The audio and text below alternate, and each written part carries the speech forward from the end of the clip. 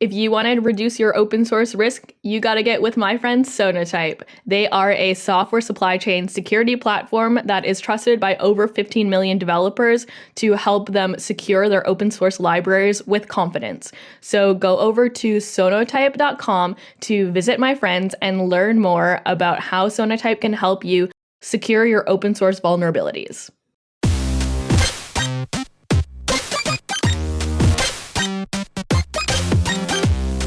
HackerNoon Podcast. Yeah, I mean, it's definitely scary from a personal perspective as well as an organization. To your point, though, I mean, it really kind of has to come down to if you would be targeted.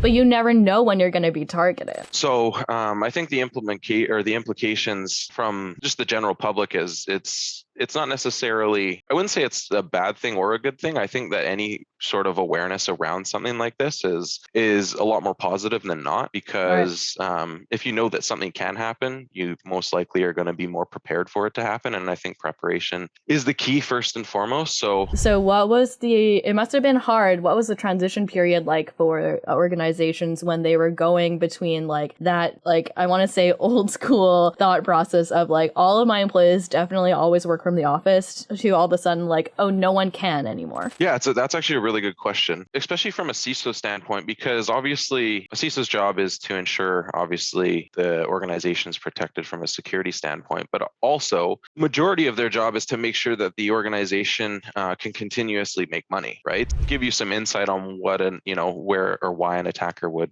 target you, if that makes sense. That's why I said if you're a journalist or if you're dealing with sensitive information, you might want to do some more research into zero clicks attacks. If you're someone that's just like a stay-at-home parent or something like that, probably don't really care about them. Yeah. What up, hackers? It's your host and best friend. It's Amy Tom from the HackerNoon Podcast. And today we are going to get into some cybersecurity shit with Cam Canales, who is the cybersecurity advisor at CDW. So welcome to the podcast, Cam. How are you doing? I'm good. Thanks for having me, Amy. I just want to tell everybody that it is such a vibe when I get to interview someone that I actually know from my real life. So Cam and I used to work together over 3 years ago in the cybersecurity sales department, and then he later became a cybersecurity advisor. So I'm excited to hear from you. I'm excited to pick your brain about where your cybersecurity knowledge has gone and things like that. So stoked that you could be here. Yeah, me too. No, it's definitely been quite a journey since I last saw you. So probably a lot to catch up on, but I know we have a limited amount of time. So if that story comes up, I'll try and keep it short. Yeah. So as a security advisor at CDW, first off, can you tell me a bit more about what you do and how you gained your cybersecurity knowledge? Loaded question. So at CDW, I basically am a part of the risk advisory service practice. So we're pretty much a part of the overall security practice at CDW. But basically what we do is we deal with point-in-time assessments. So any organizations in Canada that need a penetration test, vulnerability assessment, social engineering campaigns, all the way to a red team engagement. We do those in black box, white box, as well as gray box tests. And then we also do or help organizations align with certain standards like ISO 27001, the NIST cybersecurity framework, and multiple other different types of frameworks. So depending on the client and depending on their needs and where they want to go in their security journey, as well as where they're at, will kind of depend on what I recommend to get them to the next kind of step that they need to be at. Okay, compliance and risk assessment. And in what kind of industries? Anything specific? Any industry, really. So I deal with all Canadian companies, whether they're small or large, can be anywhere from banking all the way into the energy sector. So it really depends on, what industry they're in. And that'll kind of determine what's being tested and what's important and what's critical to them and what business or what data flows where and who interacts with it and that kind of thing. And then that's kind of what allows us to determine the company's risk and what their appetite is for risk and all that kind of stuff. Right. Okay. And as somebody who, I guess, like has this very close contact with people in the cybersecurity field, like CTOs, CISOs, things like that, where you're able to ask them like very pointed questions about their security. I have some questions about about like how the industry has progressed since I've been in cybersecurity, definitely, but I guess like over the past couple of years, and particularly around zero-click attacks, because that's something that scares me maybe the most of anything that's come up in the last 3 years of like cyber threats vulnerability-wise. So can you tell me more about what a zero-click attack is? Yeah, for sure. So basically a zero-click attack, it's a type of malware that doesn't require any user interaction. So basically a user won't have to click a link or open a file in order for their asset to be compromised. And usually what we've seen is those assets generally are cell phones or some sort of mobile device. And so they can be known vulnerabilities that a vendor will patch usually as soon as they find out that there is that type of vulnerability, or it could be a 0-day, zero-click exploit, which is pretty much probably one of the worst situations you can run in, because not only do you not know about it, but all someone really needs is a phone number, and then they can send that kind of that malicious code and it'll inject into the device. And it's usually due to messaging apps having to parse data, which basically just means taking data from one source and translating it into the program that needs to be able to read the language. Okay, let's break that down a little bit. So 0-day, meaning that the vulnerability has not been exposed in the past before. So it's a new 0-day vulnerability happening on the 0th day. And zero-click, meaning that there is no user interaction required, zero clicking required, right? Yeah, pretty much. And then just to clarify the 0-day, it can be a 0-day or it can be a known exploit that just somebody might not have updated their phone or might not have pushed a patch in time. And, someone who was targeting that person came across that vulnerability and they were able to exploit that without the end user's knowledge. Because like you said, the end user doesn't have to click anything. They don't have to open anything. And the reason why organizations and individuals should care about this type of attack is because all someone really needs is an active phone number. So if your phone number, not God forbid, but if your phone number is on your LinkedIn profile or your social media pages, all someone needs to do is some open source intelligence. If you are, a valuable target for one of those organizations that would be leveraging those type of exploits, and then essentially you'd be kind of hooped. Just because if your phone number's out there and they have access to it, you pretty much can't prevent the attack from happening. You can only really mitigate the risk, if that makes sense. Yes, which is wild. Yeah. And it makes me nervous. I mean, good thing I am not like a Baharani human rights activist. That is like going to be targeted. Probably nobody wants my information or my company's information, I hope. But like last year in late 2021, I think there was like a Citizen Lab report that's a Canadian organization that does like reporting on different attacks and vulnerabilities, and they reported on a NGO attack where this NGO hacking group like sent a iMessage to a Bahraini human rights activist and then was able to install the malware in there to get like geolocation information and like things that were relevant to their campaigning, their human rights activism, that was like detrimental to their campaigns. So that was like one of the most recent examples of zero click. So that involved a iMessage being sent to this person's phone. So you're saying that a lot of these zero click attacks have to do with like iMessage, WhatsApp, like kind of messaging platforms. Yeah, so that's usually the case from kind of the past events that have happened that have been reported. It's usually a cell phone running an application like an iMessage or like a WhatsApp. And it's really mainly because when an application parses data, it's usually in text format. So it basically takes a string of text, kind of interprets how it needs to in order for the application receiving the message in order to read it and display it to the end user. And so it's just a functionality in that process that creates the vulnerability. Right. So yeah, I mean, it's definitely scary from a personal perspective as well as an organization. To your point though, I mean, it really kind of has to come down to if you would be targeted. Mm-hmm. Not only is a zero click exploit, I wouldn't say they're rare because they're out there and we've seen them happen more predominantly recently than in the past. But unless you're someone who is related or affiliated with someone, let's say, who might be an activist or might be someone dealing with sensitive information, you most likely won't be a target, right? Because the amount of resources and the expense that is not only to develop a zero click exploit, but these organizations will also purchase these exploits on the dark web for large sums of money. And so there are, if you can kind of think of it, there's actually programmers that will actually develop these zero-click exploits. And how I like to think of it is almost like they're like a dark market arms dealer, right? So there's not really a lot of ethics when it comes to it. It's like, this is a program. You can buy it if you want. It doesn't really matter what you do with it. And really, just for everyone who's listening, it's really what a zero-click exploit's designed to do is really just to deploy spyware on your phone and basically kind of figure out, like me and Amy were chatting before the call, where someone's location is, what sensitive information they might have in regards to what they might be reporting on, that type of classified information. So it might be sensitive to them, but might not be actually regulated from an industry standpoint. So a lot of times they're being targeted and having those files or those data or that data being removed from their devices, or they're having their devices completely compromised and wiped or something of that nature. Or some kind of like ransomware situation. Like, I think there was a thing with Jeff Bezos in like 2019, I want to say, where he was like attacked by a Saudi Arabian prince that he knew with a zero-click so that they could ransom his data, I'm pretty sure. So that's another one, like ransomware is for companies. I think that's another gateway entry point for them, right?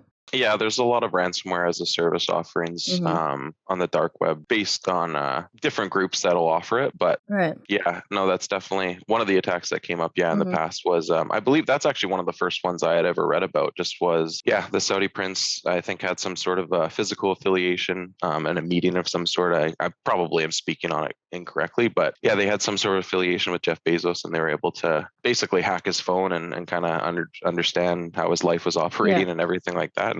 Super invasive stuff. Yeah, it was crazy. And then there's like, what were the like industry, standpoint or knowledge around zero-click attacks and things of that nature when something like Pegasus comes into play, where it's like a WhatsApp phone call that is the catalyst for the malware? Yeah, so essentially, like Pegasus is the software that basically was developed by the NSO group, which is based out of Israel. I won't really speak too much of my opinion on them, but yeah, I mean, I think it's an interesting. How do I say this? I guess it's an interesting, business venture when you're developing tools like that can be used to abuse power. And so when I came aware of that, I actually was somewhat in disbelief that an exploit was actually out there that was at that capacity, or that basically you didn't need to click anything or interact with it. And if someone just basically wanted to point an exploit at your device, it was basically gonna be exploited. So I actually learned about the NSO group on another actual podcast, one that I personally listened to. Can I give them a shout out, or? Yeah, what's it called? You might have heard of it. It's Darknet Diaries. Shout out to Jack Resider. But listen, as long as no one is gonna jump ship to different podcasts, you can listen to that one and the HackerNoon podcast. For sure. No, but yeah, that's actually how I found out about NSO Group. So did some research after, found out that they did develop the Pegasus software, and that's predominantly the spyware, the zero-click exploit that's being used when we actually uncover these events. And then there's also another organization in Israel called Kanduru, or it's spelled Candiru. For those listening on the call. And they also develop a spyware technology as well. They both claim to be technology companies. They're both based out of Israel. You can formulate your own opinion on that type of organization, if you will. But yeah, that's what their focus is developing spyware. Right. But what is the general public like implication, or I guess like reaction to that kind of thing? It's a good question. Yeah, sorry for missing that one. But I think the implications, I guess, if you're being targeted, can be pretty significant. That's why I think threat modeling. Right. But you never know when you're going to be targeted. No, you don't. That's the thing is, so you should almost expect it's not if, it's when kind of thing. Right. So especially in cybersecurity in general, whether you're dealing with it on a personal level or at an organization level, you should always be prepared to obviously deal with some sort of incident response. So I think the implications from just the general public is it's not necessarily, I wouldn't say it's a bad thing or a good thing. I think that any sort of awareness around something like this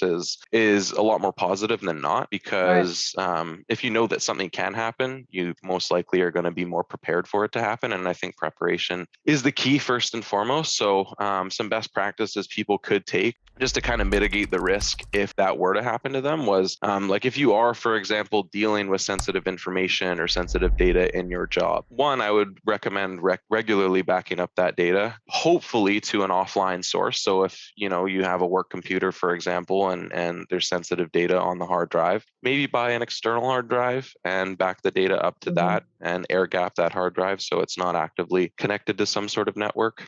So if a device does get hacked, they can't pivot to that hard drive and they can't, eliminate that data as well. So you have some redundancy. I also recommend if you are working with sensitive data, or you might be, let's say your spouse works with sensitive data, or the government, or any sort of situation where they might be targeted by one of these attacks, use two phones, use a work phone and a personal phone. That way, if one gets compromised, you're not having both compromised. I would also regularly update your phones. I know that that's probably, a logical one, but make sure that your devices are updated, because as vendors do find these vulnerabilities or are notified of these vulnerabilities, they will issue an update, usually quicker than, a regularly scheduled update. So they'll basically issue an update right away. So if you can keep your devices updated and your applications updated, that's always recommended. I'd also purge any applications that are not being used on a device. So proper decommissioning of an application from a device. If you've downloaded an app 4 or 5 years ago and you don't or haven't used it and it probably hasn't gotten an update, there's no sense of having it.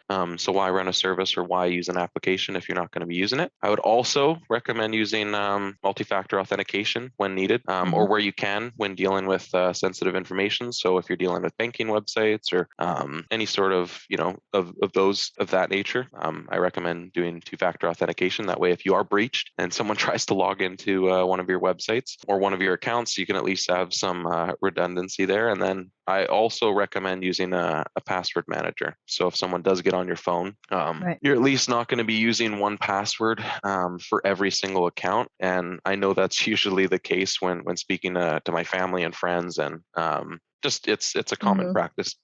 Create a strong password. It's usually hard to remember in the first place. So generally, I'm just going to use that for every account, because the one account I used it for told me it was strong. So I generally recommend, if you can, using a password manager and then creating a strong master password. And usually what I recommend for that strong master password is not a password itself, a passphrase. So a passphrase is a lot harder and more complicated to attack and break from an attacker standpoint. It will exhaust an extensive amount of resources before that's actually accomplished. So if someone does want to go through with that, it is a very calculated risk. So as an example, I actually wrote one down. Like, you could put, my dog Fido's birthday is November 19th and he's currently 2. Like, that could be a passphrase. And it's simple to remember, because you'll always remember that your dog Fido is birthday is on November 19th. He might not always be 2, but you can obviously change that up, right? So just some, I guess, some recommendations for the general public. And I guess if you're an organization looking for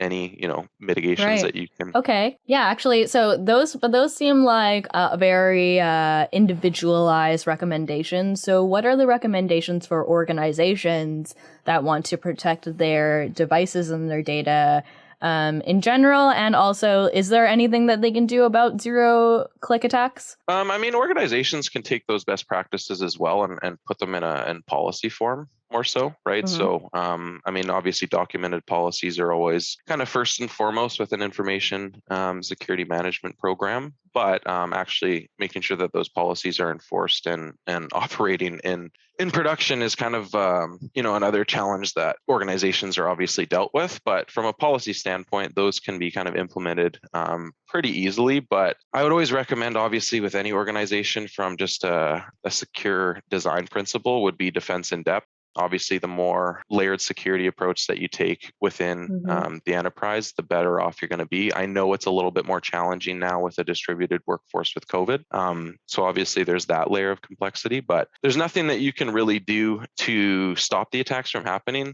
Like I mentioned before, the best thing you can do is assume that you'll be breached and have some sort of incident response plan in place, not only documented from a tabletop perspective, but also practice and actually executed, just like you would in sports, right? You don't just show up to a game based on reading a playbook, right? You actually practice the playbook and you run the plays throughout the week, and then you have kind of a game day on the Saturday or Sunday or whatever. I'm a sports guy, so I like those types of references. But yeah, I was just gonna say, I almost just blanked out as soon as you.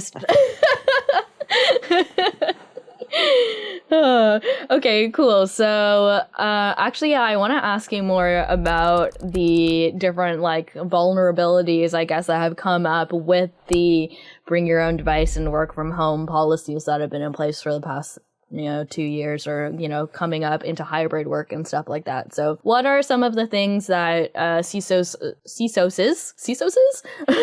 are most concerned about right now with the work from home implications? Well, there's probably a wide range of concerns, but I think the biggest concern, and you can probably attest to this just based on we worked in the past, is when you're distributed or when you're working from home, unless an organization has some form of cloud-based asset management system where they can consistently talk to a device that's off their corporate network and bring in intelligence from a perspective of who has the device, what's on it from hardware and software, where is that device located, how that user's using that device, that type of thing. So you can't really protect what you can't see. Visibility is usually first and foremost one of the most important things for a CISO, especially in a distributed workforce. And the reason being is before the distributed workforce came to be, obviously there was, people working remote before COVID, but obviously when COVID happened, it became a lot more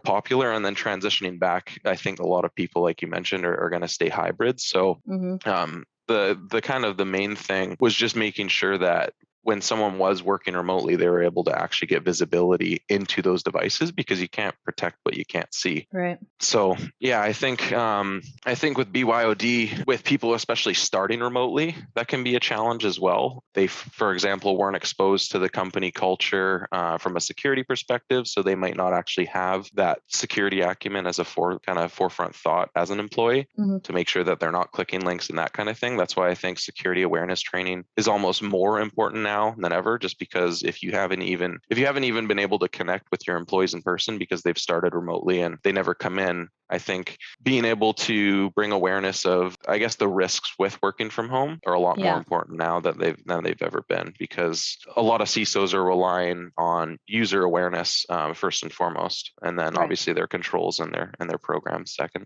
Which is a good thing, the user awareness piece, and like training your employees to understand the vulnerabilities themselves, because when we talk about this kind of thing where there's like that big overall organization shift, not just at an organization level, but at a global level, where everybody now all of a sudden is working from home, and it's like shoving a square peg into a circle hole of like, now all of a sudden my very much in office workforce is working from home and just having a distributed network. The security implications of like, one, acting fast to control all of those devices, and two, having that visibility to understand like where they are and what they're doing. So it must have been hard. What was the transition period like for organizations when they were going between like that, like, I want to say old school thought process of like, all of my employees definitely always work from the office, to all of a sudden like, oh, no one can anymore? Like, what would be the biggest challenges? Is that what the question was? Yeah, Sorry. like the transition between that in-person workforce and going and securing your global, or your, maybe even global remote workforce? Yeah, that's actually a really good question, especially from a CISO standpoint, because obviously a CISO's job is to ensure, obviously, the organization's protected from a security standpoint, but also majority of their job is to make sure that the organization can continuously make money, right? So there's that healthy balance that needs to take place, especially when balancing the two. So being inside kind of the organization's walls is a lot easier to kind of make, a lot easier to make money and secure kind of the castle, if you will. Whereas once your workforce becomes distributed, not only do you have to make sure that workforce is now secure, but they're secure enough where they're not prohibited from doing their job. Yeah. Especially as salespeople, for example, right? So if you have your sales force is distributed, and they're kind of the main contributors to your bottom line, you need to make sure that that's not impacted too much where, things are going to be kind of slowing down from the revenue perspective. And there's obviously that kind of cost benefit analysis that Right. all organizations do. But I think kind of first and foremost, the main challenge is how do we secure these devices enough that aren't on our corporate network to ensure that they're not going to be breached or they're not going to be vulnerable, but also they're not going to be too locked down where they can still, do their job on a day-to-day basis and make the company money. Because at the end of the day, a company is only in business when they're making money. Obviously, if they're not making money for too long, they're not a company anymore, or they get bought. Right. Okay. So I guess the name of the 2020 game for the CISOs were to have a distributed workforce with up and running business critical applications that was secure. Yeah, that's pretty, nail on the head right there. Yeah, pretty much. Okay, cool. Yeah, that makes a lot of sense. And I think that things will continue to change as well when more and more companies adopt this hybrid model. Because I think right now, at least from my perspective, a lot of companies are still operating on that nearly fully work from home model. So I think more and more as people go into the office, not only from like a working perspective, business critical application perspective, where it's like, how do we run these meetings when there's like 5 people at home and 20 people in the office, but also like securing the network and the applications and all of the other things when you have people who sometimes won't check in to the corporate network, sometimes will, sometimes they're in Hawaii, sometimes they're in Boston, like it's going to be crazy. Yeah. Yeah, it's definitely going to be. And I think a lot of times too, or a lot of the situation right now is, I think they don't really know what they don't know yet. Because some organizations are staying hybrid. Some organizations are saying, no, we're going back to the old way things were. And then some people or some organizations are like, well, why do we need an office? Right. After kind of seeing their productivity from a distributed standpoint. So if they can save, copious amounts of money on their overhead on, let's say, a downtown office, and we'll use Vancouver as an example, because that's where I'm based. Why wouldn't you want to save that amount of money per month and put it into marketing or, that kind of thing, right? So I think it's really important if you're a CISO to understand your organization's kind of threat profile. And I think that's why I said threat modeling is a very important exercise to understand kind of the who, what, why, how questions and answers. What is threat modeling? So threat modeling is basically, I'll probably botch this explanation, but it's basically analyzing what type of logical attack paths would your organization face depending on what industry they're in, if that makes sense. So for example, if my business is in the energy sector, you can use the MITRE ATT&CK framework, which is it's a website that you can leverage. It's also an organization, but basically you can actually see what type of APTs or hacker groups, if you will, use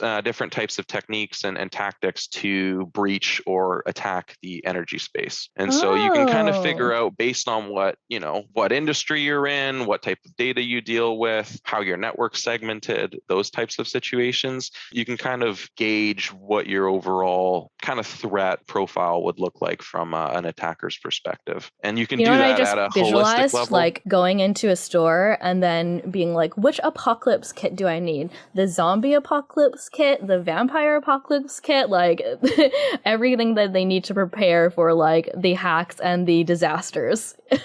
That's what it sounds like. Yeah, it's basically what it is, right? It's basically kind of going and figuring out, because not everyone has the same value to an attacker, right? If you thought of it from an attacker standpoint, if I, hacking, let's say, a government organization versus hacking like a preschool, it's 2 different values, right? To that attacker. I obviously couldn't say which one or the other because I'm not an attacker, but everyone has a different a why behind why they're doing things and a different motive. So depending on where you fall can kind of give you some insight on what where or why an attacker would target you, if that makes sense. That's why I said if you're a journalist or if you're dealing with sensitive information, you might want to do some more research into zero clicks attacks. If you're someone that's just like a stay-at-home parent or something like that, probably don't really care about them. Yeah. But if you're a stay-at-home parent and your spouse is working for, the government of the United States or whatever, maybe you might want to be aware of that kind of stuff, right? So there's that kind of there's that concept of 7 degrees or 6 degrees of separation where you can basically get to someone through just 6 people. So attackers know that as well. Yeah, for sure.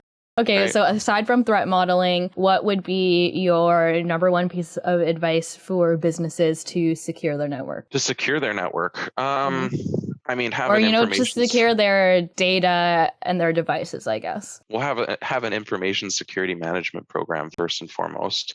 I think governance, risk, and compliance as a holistic view when it comes to security is always kind of the first step when implementing an effective security program, because if you don't understand what the organization's kind of motive is from a revenue perspective and what regulations they have to comply with and that kind of thing, you won't really know what to purchase and why to purchase what, if that makes sense. So if you have that governance, risk, and compliance strategy in mind as you're building your information security program and purchasing technology, I think it's going to be a lot more effective in the long run, instead of having to go and redo things without that governance, risk, and compliance at the forefront of designing your network. Do you think there's a particular organization size that it becomes appropriate to hire a compliance specialist internally? Yeah, it's a good question. I think a lot of teams or a lot of organizations are plagued with the lack of resources and the lack of security personnel in the industry. I wouldn't necessarily say or not say that hiring a compliance officer or hiring a GRC person is a yes or no thing. I think that comes down to a ton of different variables: budget, what type of risk appetite you're kind of have as an organization, industry, that type of thing. I don't think it hurts to outsource that from an ad hoc approach. I know, shameful plug, at CDW, we do those ad hoc consultations. So if someone does want some sort of virtual security office per se, they can reach out to us on an ad hoc basis. They basically would have an allotted amount of bucketed of hours that they can use to leverage us when those needs come up. So they don't have to feel like they need a full-time salaried employee in order to have that resource. They can basically use the bucketed of hours that they would purchase through us, and then essentially... Okay, wait. When do people know that they need that resource? Usually after speaking to me. Yeah, okay. Usually I speak to a lot of organizations, and it's not a bad thing, but a lot of organizations don't know what they don't know, right? So they're coming to us to kind of say, hey, we have all of our IT and infrastructure is in place, but I'm not a security person and I don't want to be. I would rather someone else do that and not take the risk on myself. So what do we do? Right. And that's kind of where we come in to kind of figure out what they have now, where they want to go, and then that kind of thing, and then figure out what's best for their business, depending on if they're an international company, if they're just a local organization just trying to stay national, those types of situations. Yeah, makes sense. Yeah. All right, cool. Cam, thanks so much for coming on the pod. If we want to find you and what you're working on online, where can we look? Probably LinkedIn would be the best. It would be Cameron Canales. So I can always just link it to you. And if there's podcast notes or whatever, you can always find me in there. But yeah, it's just Cameron Canales at LinkedIn. So CAMERON. And then my last name is CAN as in Nancy, ALES. Perfect. I'll put that link in the show notes of the episode so y'all can find Cam. And thanks so much for listening to this episode. I love y'all so much, my little hackers. I love doing the podcast. I love this every single day, and I'm so grateful to be your host. If you want to find HackerNoon online, you can look for HackerNoon anywhere on socials, as well as at hackernoon.com to read more about cybersecurity or other tech-related things. And as always, stay weird, and I'll see you on the internet. Bye-bye! HackerNoon Podcast.